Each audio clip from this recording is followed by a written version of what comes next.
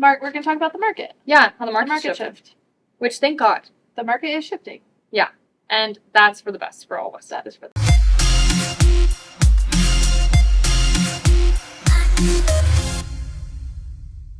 I feel like the last 72 hours have been a huge change. Yeah.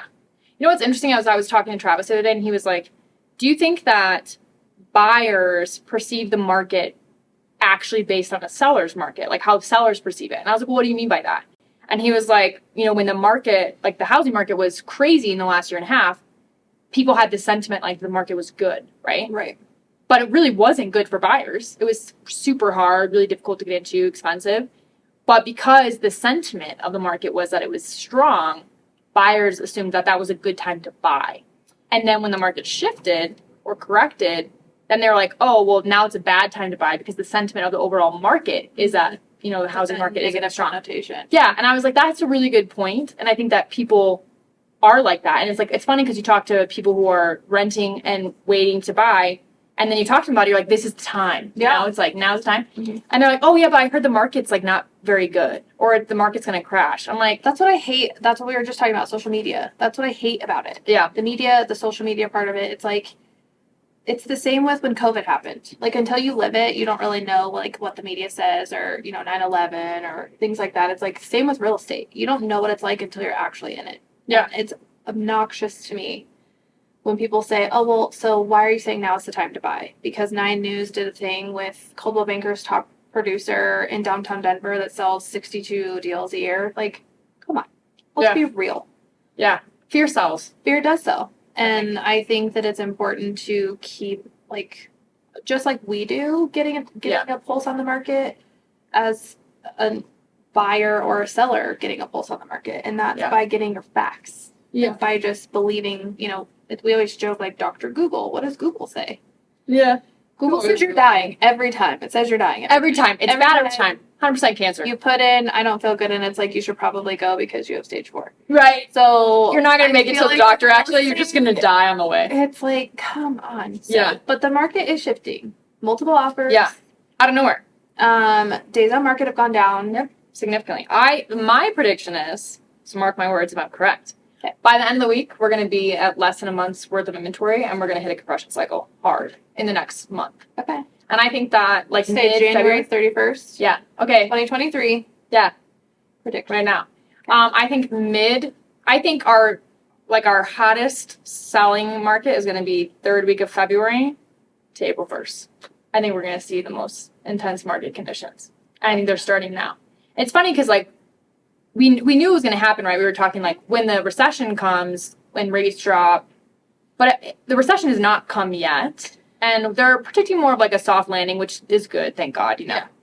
But I think that when and I was talking about this with someone the other day, like, the sentiment of the market controls everything. Mm-hmm. And people are feeling more positive. I think part of it, too, is, like, there's been more positive comments, like, from the Fed and stuff. So people are feeling, markets are responding generally a little more favorably. But I think that people feel more positive, and so it's, like, that's all that really matters. It's not, like, interest rates dropped significantly in the last week. Gas has gone up. Like, when you think about some of the other factors, it's not like everything's just rainbows and butterflies. Yeah, people are getting laid off. Still. But it's like, but the sentiment is positive, so people respond more positively. Like, I was, Depreece was writing that offers, mid-5s condo in Denver. Nice, staged, listing agent did everything right. But it's like, it didn't matter 2 months ago if that was like, cream puff listing. Yep. It would have sat for 2 months. 4 offers, 4 offers with, waiving appraisal, waiving inspection, quick close, over asking. It's like, okay, we're seeing all these market conditions come back. Literally, it took 2 days. Well, I mean, Nettie, for example, there was a house that she wanted to write on for, 3 weeks, 2 weeks? Yeah. And of course, time is of the essence, and it goes under contract because in the last 3 days, out of nowhere, there's an offer that somebody's not gonna, even. It's crazy to me how quickly it can change, but it goes to show you that in the moment when it seems like we're never gonna hit the recession, we're never, like, what we talked about 3 months ago is finally happening, which is always exciting. Yeah. But in the moment, it feels like, gosh, I'm never going to be able to afford to buy. My house is going to sit for, 90 days. Yeah. My days on market, I'm not going to get as much as I want out of it. And it's like, you just give it time and patience. That's what this industry is, which I'm terrible at. Yeah, me too. Most people are. But we're very much like instant gratification in general. And I think part of that is our generation. Yeah. Kind of like the now button. But I am with a lot of people who are in their 50s and 60s, and they've adapted to that. Yeah. And so now when, I'm showing an older gentleman properties that after his divorce and his kids have moved out, he's like, well, I should be able to just get that now. And it's like, well, it's not how it works. Yeah. But let's just back up. And then it kind of helps you kind of recheck yourself and be like, okay. So when clients are reaching out and they're frustrated, there's a reason for it. And it's because, like you said, the sentiment is positive or it's negative. And there's that gray area of it's all how perception is too. Yeah. I mean, we can talk all day long about it's shifting, it's great, it's shifting, it's bad. It's all how you perceive. Yeah. Like the bottom line is like, if you have to buy, you have to buy, I was actually talking to a first time home buyer the other day who was about to start the process, and she was like, this is probably the most educated out of nowhere first time home buyer that's ever like come to me. Ooh. She was like, yeah, I really want to buy like during the recession. I know the recession's coming. I want to be prepared. I'm like, wow, that is so brilliant. Yeah, I'm like, wow, refreshing. So I think people do hear the news and they listen to bits and pieces of it. But I like even this, I was showing houses in Loveland, like maybe this was like probably 3 weeks ago. I saw this house. Not nice. Okay. Like it was like a hard no for my clients. I got an email notification 2 days ago that they received multiple offers over the weekend, and 3 weeks later, so the house has been on the market probably 5 weeks. And was there a price reduction? Nope. Okay. All of a sudden, multiple offers. Mm-hmm. And so I'm like, okay, it's coming. So that happened, and then DePriest had the same thing happen with that condo. Nettie had that thing happen, where no offer, sits, offer. So I think that it's definitely coming. And so for all those people that were like, oh, well, I'm going to wait, I'm going to buy at the bottom, it's like that has now passed. The ship has sailed. Yep. The bottom, we saw it. I think we probably saw it like, what would you say the worst was? Like probably December, right? Early December? Yeah, I'd say kind of right after Thanksgiving. Yeah, it was super slow. But I think it's encouraging. And that was seasonality as well on top of the recession. I think that's a huge piece of it. Is we just haven't seen a seasonal market in years. Well, it's funny because I choose to drive all over the state of Colorado for my clients. Right. That's how I operate. And I took my happy little bot to 2 hours to Canyon City. What was that? Sunday. For a very out in the middle of nowhere property for a referral and a good friend. So I wasn't going to not go. And I was like, Canyon City, it's kind of in the middle of nowhere, lower price point on property, not what everybody thinks that real estate's glorious of. Right, yeah. 2 hours and 15 minutes on icy roads with both of my kids in the car because I'm super bonkers like that. Yeah. Got there. She has had it on the market since December 11th. Okay. It is now, January 29th, 28th? Yeah. She has had 2 showings at an amount of time. The day we showed up, she had 8 showings booked. Yes, and okay, I also heard that. Like showing traffic out of nowhere. And it's in the middle of literally nowhere. Like there's the Supermax prison, and then there's this house. Okay, so and it's a quality bot. It's a quality. It is. Yeah, you get 5 acres. It's like 5 acres to store all your prisoners. I mean, when they break out of the Supermax, they're coming straight to Dylan's house, pretty much. I love that. And he liked it. We're going back tomorrow, actually, to look at it and make sure that that's what he wants to do because the multiple offers, they're all FHA and VA, and we're VA. Seller would prefer a VA over an FHA just because of the contingencies that the FHAs have, and we are not contingent. So not because of the loan, because of the actual contingency and the loan type, yeah. Gotcha. There's peeling paint, there's the things that would like red flag that. But long story short, the drive for an average person's salary in a random ass place is getting multiple offers in one weekend when it's been on the market for close to 60 days. So the market has shifted. I really don't know like what really sparked it because it's like yes, rates dropped. We're seeing like 5.99 with no points, which is good. We've talked about that, but it's like, but we've seen that in the market the last couple months, and conditions were good to where you could have done a permanent buy down to get to that point. Yep. I don't know what changed. Like, I really don't know what, like, is sparking this. I don't either. I'm like, I'm cool with it, you know? I don't want to jinx it. I don't either. Well, and I can't remember the article I just read on Inman, but also, do you have to pay for Inman? Yeah. Okay, that's annoying to me. You didn't used to. Now you do. And I got it without paying for it, so it's not. So you can still log in? Or what's that going to do? Yeah, yeah. Okay, well, can you share with us? Yes. Because I just, like... Yes. That's tacky, but I don't want to pay for it. It's kind of like the Dave Ramsey thing. It's like, you know, it's the financial obligation of, like, how you live your life, essentially. And Inman was saying, like, so many people over the last year or 2 years, it's hard to believe that we're in 2023, because I still feel like when I say, oh, yeah, back in 2020, but now I'm like, back in 2022, people got smart, which is unusual, because we don't have a necessarily smart society. True. But, like, people buckled down somehow. And even though they maybe overbought or, you know, now they can do their refi to buy down their rate or, you know, whatever they're going to do, people got smart. And now they're finally, I don't know, but Inman was basically saying, like, people buckled down, people got smart. And now that it's a new year and, you know, there's all the political stuff and whatever, that it's, like, feels good. I don't know. No one can really pinpoint it. I know. Maybe people are. Yeah, it's interesting because, like, it's an election year. Mm-hmm. Maybe people think it's going to get worse or it gets better. I have no idea. I don't know, but I'm like I said, I'm for it. But I think that it's, like, interesting too. You know, that even on the rental side of things, I also noticed a huge pop of activity, like starting, like about the same time. Yeah. So I don't know. People were just like, maybe it's a winter thing.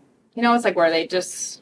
Well, I think it was just a get restless. Contributing factor, seasonality, the recession. I think that's, like, part of it too. Is, like, I think we really just need to remember what a seasonal market is like in Colorado. Because if you think back to, like, you know, 5 or 6 years ago when we were selling real estate, January was always my best month. Mm-hmm. That January, February, like our spring, we've always said the Colorado spring market starts in January. It's not like March in other markets. Right. So I really do think, like, our like. First, second quarter is going to be our strongest. Well, and this isn't just Colorado. This is I heard that too. Board. Like, all of a sudden, all these agents, you know, like Texas, these groups, Georgia, Florida. Everyone's, like, commenting, like, oh my gosh, multiple offers are back. I can't remember what Facebook. I think it's Brivity, the Facebook Brivity page, and, you know, people just ramble random things on there. Yeah.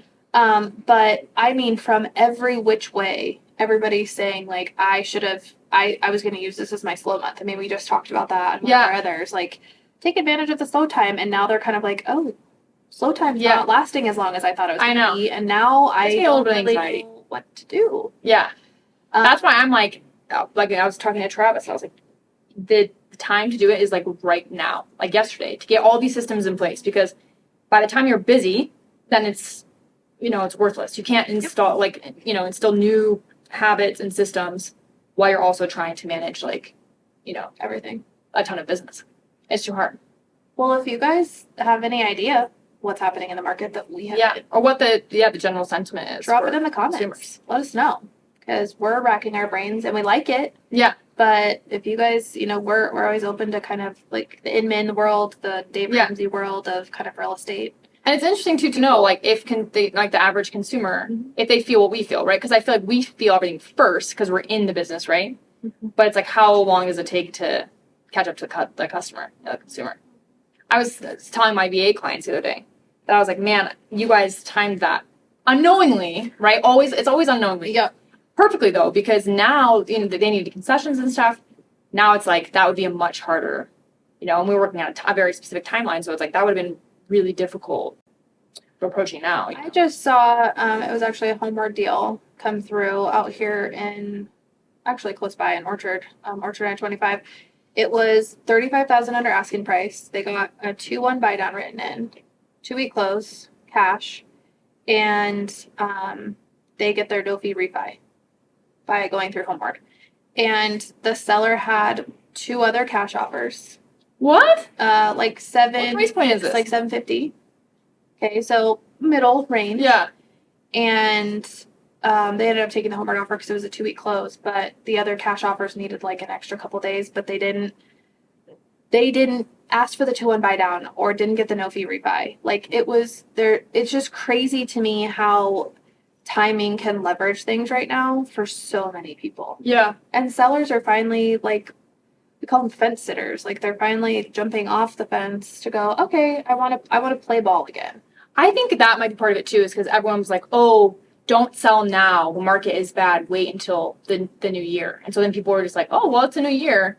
But that's what makes me scared about this compression cycle, because you know, we have no inventory. Yep. And I mean, we're going to end up in exactly the same situation if we're not careful. If these sellers are like holding out to buy or to sell, I'm like, the reality is if you want to sell, now's the time, because the buyers are entering the market, right? Like mortgage apps were up. So last week they were up 8% week over week, I think. The week before that, they were up 25% week over week. So it's like these buyers are entering the market. Inventory is not, right? And then now we're going to hit this compression cycle where we're going under contract on more inventory than we're bringing to the market. It's like, this is exactly, how have we not learned, you know? I just think I hope inventory hits the market. Yeah, I just think the cycle happens and there's no like rhyme or reason. Yeah. But we're here for it. Yeah. We're ready to rumble. Yep. And sellers, please put your house on the market so our clients have with us. Yeah. With us. Also with us. Do us a favor, if you guys like this episode, feel free to like, comment, subscribe, and give us all your feedback. Can we be done? What's a compression cycle? So a compression cycle is like when you're consuming the inventory faster than you're bringing it to market. So in our situation, it's like we have more contracts going pending than we have new listings coming on the market. So we're just gonna blow through that inventory. Yeah. And then it's like, that's when you get multiple offer situations. That's why I really think, so we're sitting at 1.1 months of inventory right now as of Last Thursday. week, yeah. I really think we're going to be at a month or less, which is like, it's so interesting It's though, a because we good never thing. got really that high with inventory. Like what was our highest? Like we never even hit, oh no, we did hit 3 We months of hit 3 inventory. Yeah. months. So we probably hit like 3.5 months worth of inventory at our highest, which is still not a lot, right? Still not Not in the some grand scheme. would argue it's a balanced market. It's not. But so it's like now we're down to 1, really kind of out of nowhere. Mhm. And days on market dropped significantly. You know, we got up to our highest at like mid 40s. I thought it was mid-50s, but either way, it's still not what it was. Yes. And now it's down to like 30, which is the average for January. So, like, with the recession and then with the compression cycle, it's kind of like And rates have dropped. they're ebbing and flowing. Yeah. Yeah, consistently. So like the CPI is down on like a 6-month dip. You know, it's like it's just gone consistently down for 6 months. So inflation is dropping. Interest rates have also been dropping consistently. So I think really that's like where the sentiment is coming. Like people are like, okay, we feel good. We're heading on the right direction. Because those financial people, that's all about numbers and it's all about timing. Yeah. Whereas other people, it's like, fly by the seat of my pants. I like that house. Let's do it. That's me. So I'm that person. Me too. It's Fly me, by the hi, yeah, no problem. yep. It's Fly me. by the seat of my pants. That's me. Like I'll buy a house. I don't care if the interest rate is 23%. That's a problem. Yeah. Yes. Yes. I should buy less houses sometimes. But that's how the compression cycle works. Yeah. So, and it makes me like I said, a little bit nervous because I don't want to. It was exhausting, and it was also like really You can discouraging. only control what you can control. Yes, Audrey. you're right. So I love compression cycles. Love them. Can't wait. Embrace the compression. Yes. Hopefully it's gonna like compress my muscles. Compress all It's my gonna- fat. I'm like, is it gonna make me stronger Yes. or just dead? just get beefy. Yeah. Beefy in this industry. Yeah. Compression cycles. I think we're good. Okay. Okay. Cool. We got 2 segments out of that. I think One is just compression. Yeah. We could do like a it's like mini clip on compression compression songs. cycle. Yep. Where you Yeah, compression. compress it Yeah, all that's upward. literally what it is. Like squeezing Squeezing out the what's market, left there. you know? Mhm. And it's like, that's what it feels like. If you can imagine what a compression sock feels like, you know, like those hospital ones, like the really tight Yeah. ones that keep you from getting the, whatever, Blood the blood clots, yeah. Yeah. It's like that on market conditions. And that's how buyers feel. Also, that's how we feel with working with buyers. Always. Honestly, sellers too, though. Because then you're dealing with like 8 offers, you know, you're talking to all these agents. You know, it's like, and then people are like, oh, it's great to be a listing agent. I'm like, it is just as much work to be a listing agent in a market like that as it is to be a buyer. I remember when we used to work at 8Z, and everybody was like, you can't be a listing broker or a buying broker. You have to be both. And we're like, well, duh. It's not like you go and get your hair cut by someone and then your hair colored by someone. Okay. Actually, I is real do know thing. someone that does that. I do that Oh. because I didn't think that was a real thing, but it is a real, and it's happened for years now. But anyways, I remember a broker in that office saying, what did she say? She was like, taking a listing, you win 90% of your commission taking a listing. You earn 90% of your commission when you're a listing agent.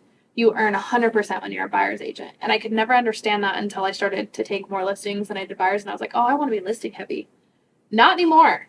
It is an even playing field. Yeah, I agree. There's actually more work that goes into listing than buying. Yeah.